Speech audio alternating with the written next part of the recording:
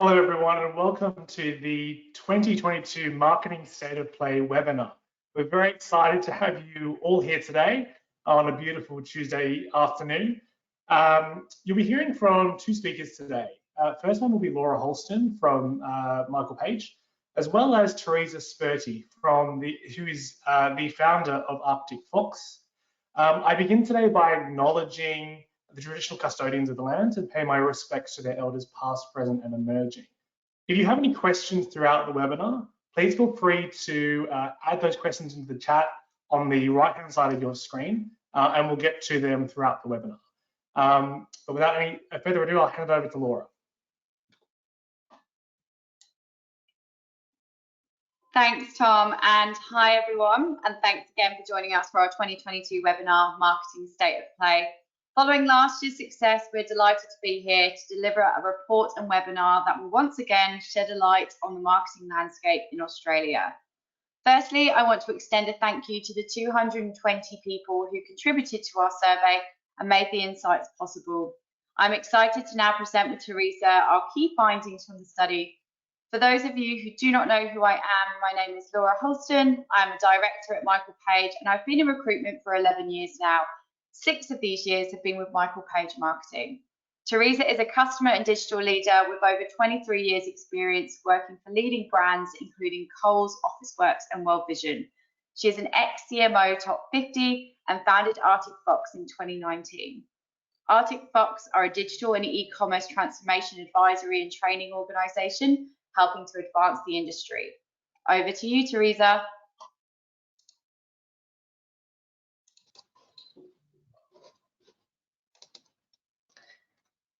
Thanks, Laura. Hello, everyone, and thank you for tuning in to our 2022 webinar, where we are releasing the major findings for our Marketing State of Play report.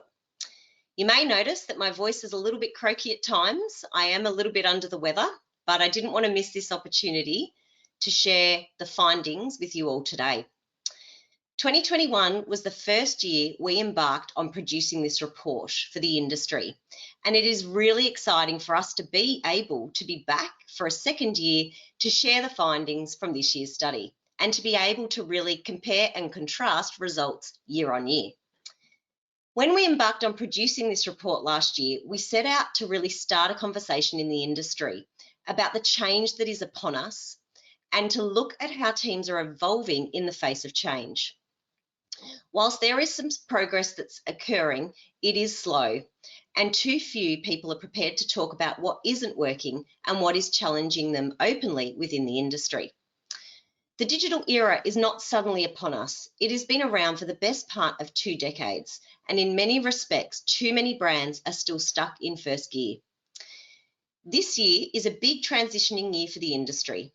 The data landscape is changing demonstrably with third-party cookie deprecation and some of the biggest impending privacy changes on our doorstep. Today, we're going to step you through the 8 major findings from the research. Some of these may seem really obvious to you and others potentially not, but there is much more to take away from the report. So do take a closer look at it when it arrives in your inbox later today. So I'll start with a little bit about the research and the report methodology before we kick off. Research was conducted from December to February this year via an online survey which encompassed 54 questions. 220 marketing and digital leaders took part across the country, and I want to thank everyone who took time to participate. Responses came from a cross-section of industries, and we had a good spread of responses from organisations of various sizes. And this is a really important point, as it helps us to understand where the whole market is at, not simply where enterprise-level organisations are at. And finally, nearly 80% of respondents this year held a chief role or functional head of role, whilst the remainder were senior managers or at management level. So let's kick off by starting to take a look at the priorities and challenges for the year ahead, as this provides really important framing for the rest of the key findings. When leaders were asked about their top 3 priorities and challenges, this is what we heard. Brand development and brand purpose top the list of priorities for marketing teams in 2022. As businesses emerge from the COVID cloud, brands can now turn their attention to really build for the future. Customer data strategy and digital transformation also featured in the top 5 priorities out of a total of 14. When we look at what is challenging teams most, customer data strategy and digital transformation also featured in the top 5. So whilst these are really important, teams are really challenged by them. As we move through today's findings, it will become clearer as to why teams are struggling on the data and digital front. The single biggest challenge facing teams by far, however, is the ability to balance short and long-term priorities. This really characterises the current environment today for many marketing teams across Australia. We see firsthand teams grappling with how to deliver on the relentless short-term needs of the business whilst also building for the future. We as marketers are not afforded time. We're not afforded time to build capability, to scale activity, or time to innovate. And in some instances, it's creating fatigue, burnout, and is one of the material reasons why we are not progressing like we need to as an industry. For teams to break that cycle, they need to purposefully prioritise and educate the business on what is and isn't creating value if they are to be afforded time to focus on the things that matter most. So I've just touched on the number 1 priority being for teams, the focus on brand development and embedding brand purpose. But this has to go well beyond campaigns. In an experience era, customer experience really does define the brand. CX in many respects is a very big part of modern day brand management. And yet still today, too few marketing teams are seen as the right department to lead the CX agenda for the organisation. In fact, the study has found that less than half of leaders today have full responsibility for CX. When we look closer at those who said that they are prioritising brand development and purpose, it also paints a similar story. 57% don't have ownership of CX or only have partial ownership of CX. Those successfully leading the CX agenda understand CX isn't about improving the experience of marketing campaigns. It's an enterprise strategy that focuses on end-to-end experience with the brand, and this requires strong cross-functional engagement. For more marketing teams to be seen as the appropriate leaders in the space, it requires marketers to think beyond campaigns, become true experts in the customer and how they engage with the brand, not channel experts, and a real willingness to work cross-functionally to bring the desired experience to life. We saw earlier, teams are really challenged by digital transformation and customer data strategy, and we're going to unpack this in a little bit more detail now. When it comes to digital transformation, there are a few home truths that I'm going to start with. The first is, as brands, we tend to overestimate our capability to tackle the task. And the second is, we tend to underestimate the size of the task itself. I tell you this because it is relevant for the findings I will step you through. Whilst these findings paint a picture of sizable skill gaps hindering progress, they are also likely to underestimate just how big and widespread the issue is today. Driving digital transformation is not easy. Most businesses are doing it, but few are able to deliver the returns and outcomes for a myriad of reasons, and many pivot before their strategy has had time to materialise. When we actually look at what leaders are finding most difficult when it comes to digital transformation, team skills and capabilities to drive the change has topped the list at 44%. And when we look closer at the findings from the study, it is easy to see why. Only 34% of leaders agree that data literacy is strong within their teams, and 61% of leaders stated that digital literacy is strong. Year on year, these numbers are largely stagnant, despite the apparent COVID digital adoption and acceleration. Now, you may be thinking data literacy isn't great, but digital literacy is pretty solid. That's the majority of teams. But we would argue that as digital has been around for the best part of 2 decades, this is nowhere where it needs to be. People drive transformation. A lack of expertise to effectively leverage digital and data will stall progress on transformation. It is that simple. An ability to secure funding to support digital transformation and a lack of internal alignment are some of the other key difficulties leaders are facing. When it comes to funding, today we still see too few brands trying to tackle digital transformation with appropriate investment. Having an appetite to leverage digital is nothing without appropriate investment to pivot and shift the business from the today state. And to do that, leaders and their teams need to paint a very clear picture around the why and take people on a journey to secure a journey of change to go about securing that investment. I'm now going to hand over to Laura to talk more about skills and talent in more detail. Thanks, Teresa. I'd like to now talk through the changing landscape in recruiting and talk through some interesting findings on trending skill gaps within marketing teams. It goes without saying that technical skills are vital in marketing recruitment, and what sets apart a good hire from an outstanding hire are soft skills and technical skills. Last year, our study highlighted both communication skills and stakeholder management as the top two soft skills that are needed when hiring. When we look at the biggest skill gaps in 2022, there is definitely an emerging pattern there. As marketing and digital functions pivot their efforts to focus on the growth of the transformation agenda, strategic and commercial skills are tested, as are skills to effectively collaborate and influence across the organisation. We've already touched on the material gap in data literacy, so it comes as little surprise that data and analytics once again top the list of technical skill gaps within teams in Australia. As marketers lean into key data initiatives like third-party cookie deprecation and building customer data strategy, wrestling with privacy changes and other key priorities, the growing skill gaps in data and analytics will continue to be a burden, and many will find it difficult to significantly move the data agenda forward. But there's more on third-party cookies and privacy in just a moment. This year, commercial acumen has come in at the second biggest skill gap behind data and analytics, which should be of concern to our industry.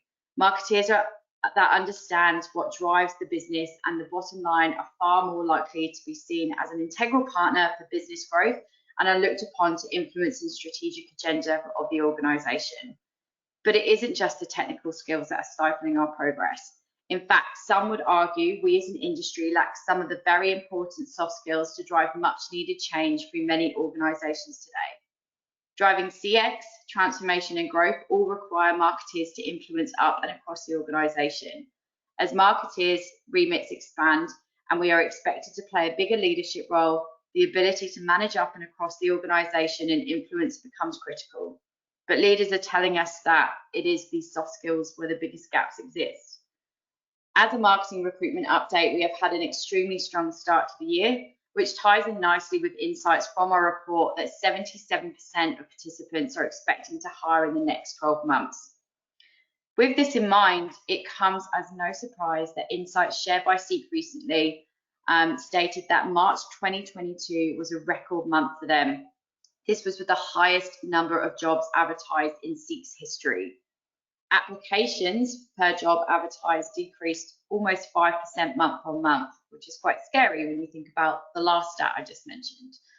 The top 3 states driving growth are Queensland, Victoria and New South Wales, and job adverts increased in 26 of the 28 industry categories. This will come as no surprise to many of us, but hospitality and tourism roles, they recorded their greatest month-on-month growth. This job volume has had a knock-on effect on the skill shortages, and for the second year running, we are in a candidate-driven market. Many of our marketing, communications and digital candidates have between 3 to 4 roles in process at any one time across permanent fixed-term contract and temporary roles. So tight is the recruitment market that more brands than ever before are open to recruiting for remote workers, and we can see year on year who would recruit remotely is up 4%, and those who would consider it are up by 12%. Hiring managers will need to continue to diversify what they can offer candidates to attract top talent. I will now pass back to Teresa, who will talk us through our findings around data and go into a bit more detail on some of the points I've just touched upon.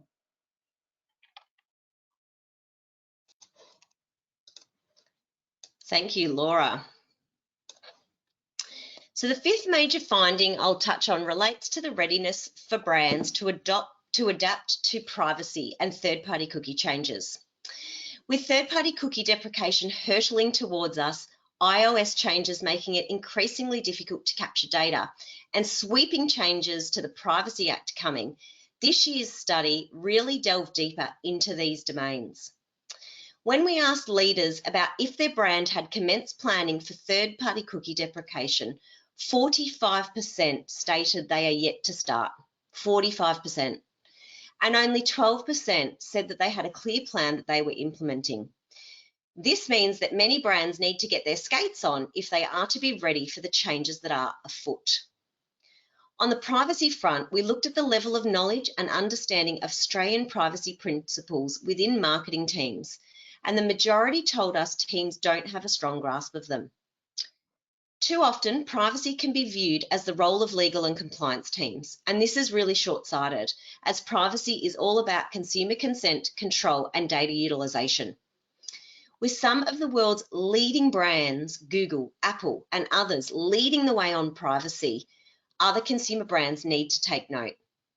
The days of unlimited, unrestricted use of data are over, and we are entering an era, one where we must earn the right and trust to engage with consumers. Brands really need to, therefore, create and design experiences with privacy front and centre, think beyond compliance and focus on data ethics, and draw a link between brand reputation and privacy so organisations understand how important the privacy agenda actually is. We've talked a lot about skills and capability gaps so far, so it stands to reason that if the world is changing all around us, we need new skills and different skills to tackle the new and different challenges that we're facing as teams. So this year, we thought we'd take a closer look at how teams are actually investing in training and development. Now, I'll caveat these results by saying that training isn't the only way to upskill, but it does play a key role alongside other learning modes. Nearly 4 in 10 leaders told us that they do not have a dedicated training and development budget in place, despite the significant skill gaps in areas of data, commercial acumen, MarTech, strategic planning, soft skills, and others. The lack of investment isn't just occurring within small companies either. The study has found that of those without a training and development budget, 55% have a turnover above $50 million and 34% have a turnover above $100 million. What's more, of those that do have a budget, 41% are investing less than $1,000 per team member. We've married this with some findings that we see in industry as well. We see an over-reliance on hiring experts rather than upskilling broader teams.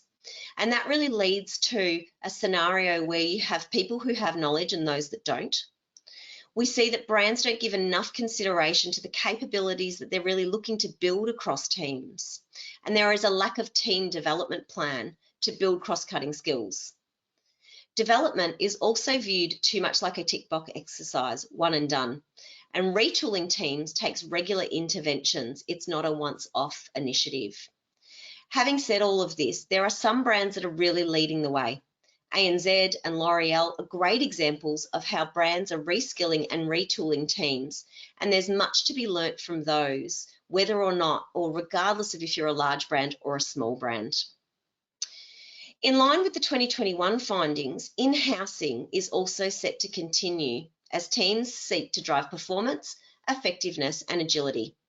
The study has found a whopping 56% of teams have in-house services or resources over the past 12 months, and 44% intend to do so over the next 12 months. So what is actually being in-housed? Content topped the list of areas being in-housed, with more than half suggesting they had in-house part or all of their content strategy and production. Social media also featured prominently at 46%. Content and social also remain the top 2 priorities to in-house in the year ahead. Increasingly, we are seeing strong demand to in-house data and analytics, and this trend is set to continue as data and analytics featured within the top 3 areas to be in-housed in the year ahead. In-housing of development, both web and MarTech, is also on the rise in the year ahead. Whilst efficiency and effectiveness are key drivers of in-housing, we feel there are other key issues at play, including the relevance of traditional agency models and their ability to serve the future needs of modern marketing teams. Agencies who are rethinking how they effectively partner with their clients, embedding themselves really within the client's world and team, and those that can help marketing really reorient around the customer are most likely to thrive within this landscape. And finally, we'll look at the last trend by finishing up with taking a quick look at MarTech. As brands are increasingly turning their attention to building out a customer data strategy and growing first-party data assets, we're seeing teams really double down on their investment in areas of CRM, marketing automation, and other data solutions like CDPs to really help them unify and activate their data. From 2021 to 2022, we have seen solid growth in the number of brands really investing more than 10% of their budget into MarTech. The study has shown year on year this has increased by 6.5%.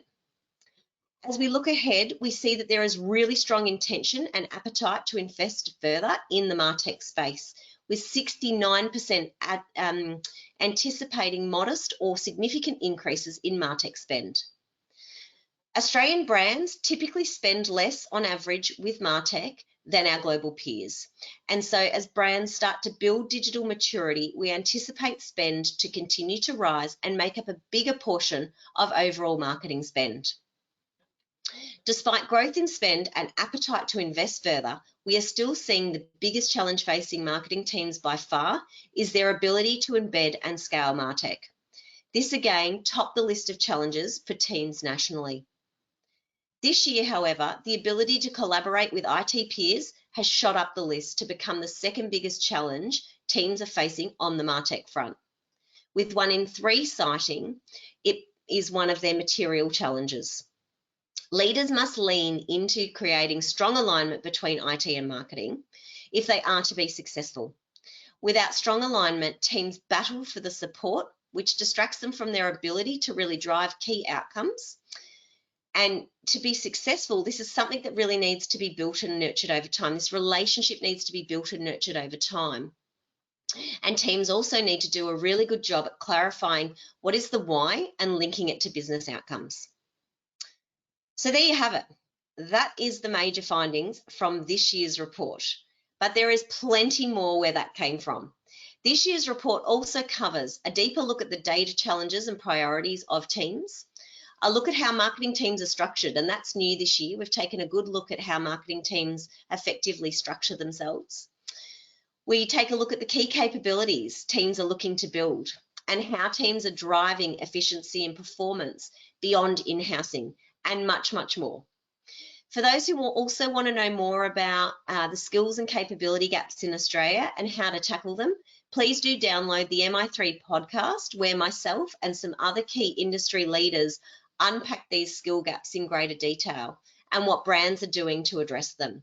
This dropped this morning, and we're going to pop a link in the chat for you to gain access to that now. I'm now going to hand back to Laura to kick off the Q&A section of this session. Over to you. Thanks, Laura. Thanks, Teresa. Before we progress to that, just a reminder for everyone to submit their questions. We've had a few coming through already, but if you would like something answered by myself or Teresa, please do submit your questions now. Before we move on to the Q&A session, which is the final part of our presentation, we do have a quick poll question to see whether you are interested in receiving further updates. This should come up on your screens now. So yeah, if everyone could just submit their answers, we'll give you another 10 seconds. But yes, so before we close, we are going to throw it out to our audience to ask questions. And as I said, throughout the presentation, we've been receiving lots of questions, and hopefully we'll have enough time to get through them all. Firstly, a question which I'm going to put to Teresa, and I can help as well, but why do you think teams aren't investing enough in training? It's a good question. And if we knew all the answers, we'd all be better off. But I think there's a couple of reasons. I think more broadly within Australia, we don't have a culture of investing. So there's a lot of data and research out there that shows that organisations more broadly have been quite reluctant to invest in talent. And there is a concern that talent will leave, and you always kind of play back to people that say that. Well, the question is, what if talent, leave because you're not training and developing them? So I'd say that there's a belief that, or a concern that people will leave, and therefore organisations aren't willing to invest at the levels that they need to. We also see marketing teams, their budgets are pretty tight, and so often they find it difficult to carve out appropriate investment in amongst all of the competing priorities and initiatives for investment. But I would probably argue you're probably not getting the best return from your marketing investment if your team aren't equipped with the skills and capability. So I think we really do need to start being more aggressive in the way that we really invest in this space. And that's not to say it all needs to be training. This is about investing appropriately in development across the board. There's an array of different ways that we can grow and develop teams. And not all of it needs development either. Some of it's time and affording people time. So I think, we really need to think differently about this problem if we are to be able to evolve how we are developing teams in this country. Thanks, Teresa. And I definitely agree. And I think it is a mindset issue. And I have seen a shift, especially during the pandemic and lockdown. Borders were shut and there was a real shortage of particular skill sets, mostly within digital. So now seeing companies and organisations starting to wake up to this and invest as well. It is slowly happening. So it'll be interesting to see how the next 12 months pan out as well. The next question actually ties in a little bit with the question that we just answered. So this one's for me.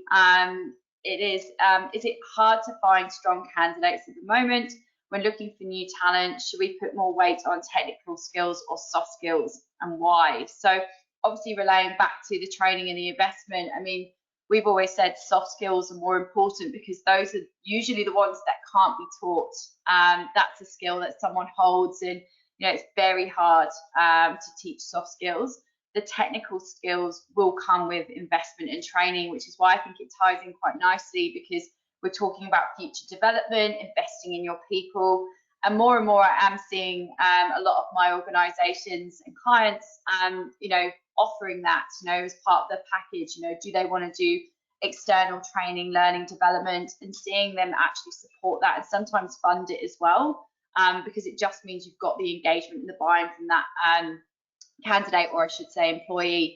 So that's a good way of sort of work, sharing that as an experience, but also the why, I think, just goes back to, time. It's going to take 12 months at least for people to really wake up to this. We've come out the back of the pandemic, borders were shut, and now times have changed, and people want to retain their staff.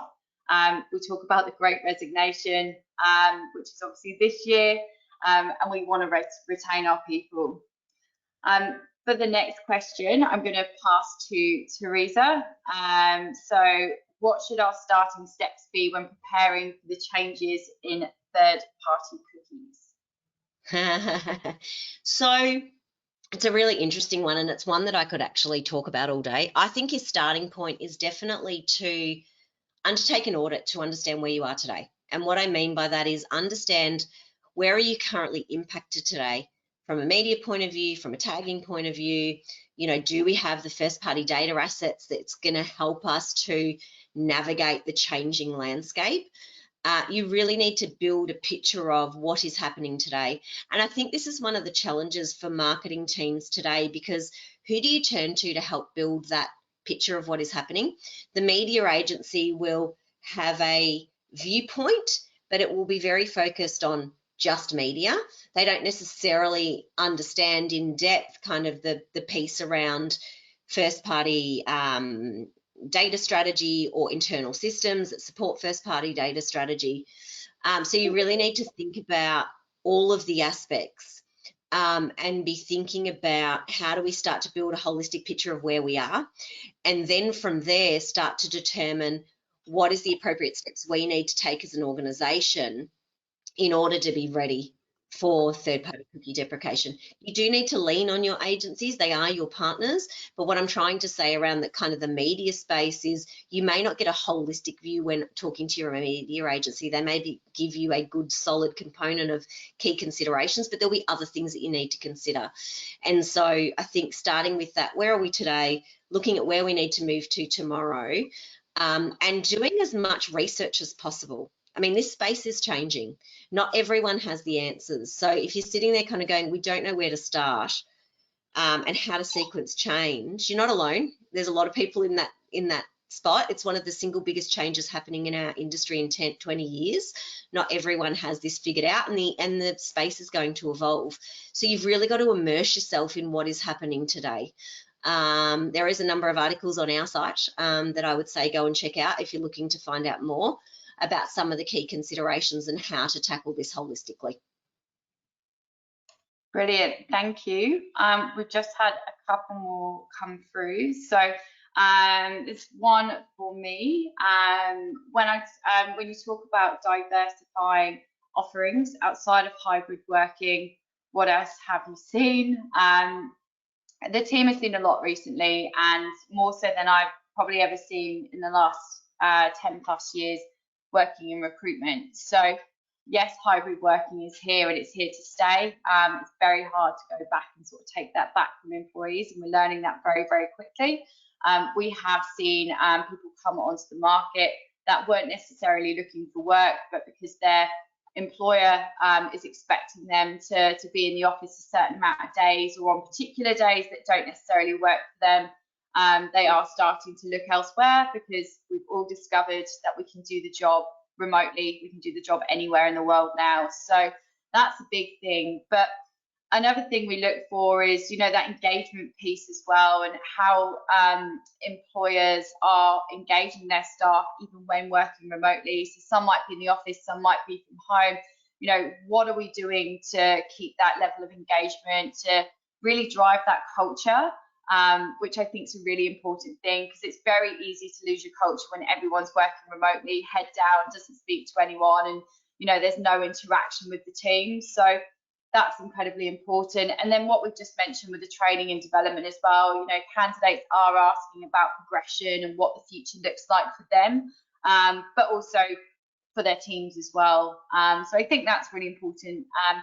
And outside of that, the benefits that your company can offer. A lot of people are looking around sort of mindness, wellness, mental health is really important as well. So it's how can you differentiate from the competition and increase your offerings there. So that's just a few things.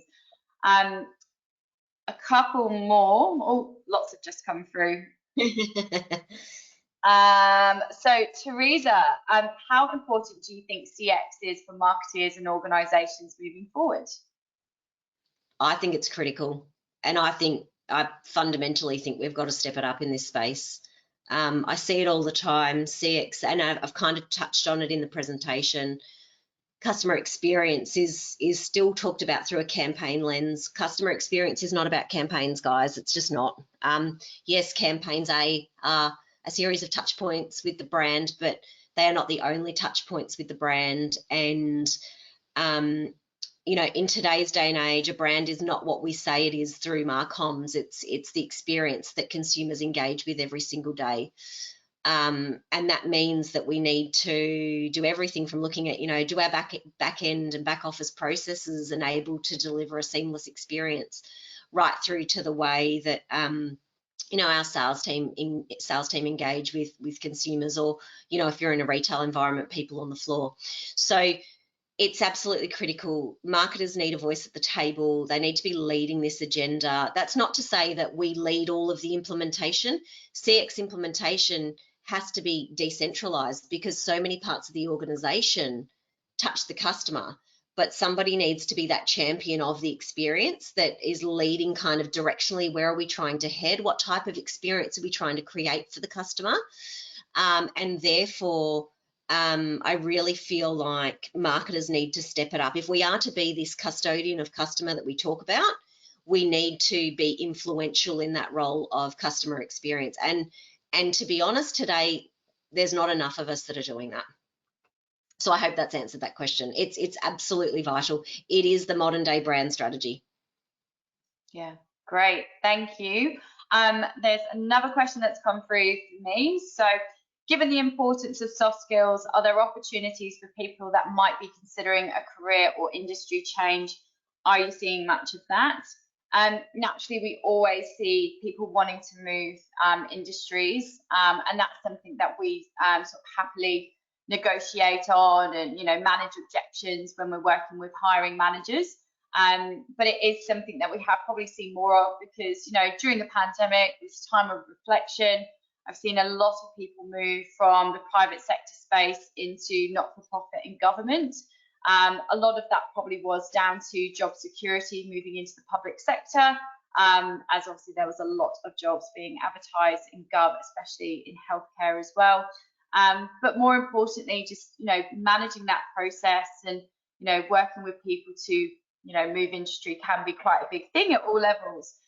With regards to a career change, it would depend on the role, and it would really depend on, again, going back to, people's soft skills and how easily they can adapt to, working in a new role. What can you draw on from experience-wise, and how would that reflect in your new position? You probably want to do one and then the other, not both at the same time, because that could be quite a big step for some people, but it definitely does happen, and it is definitely something that we've seen quite a lot of, especially in the last, say, 12 months. I want to say post-pandemic, it's still in it, but out of lockdown. Just going to see if there's any more questions. Please do keep submitting them. But I think we've answered everything that we've got already.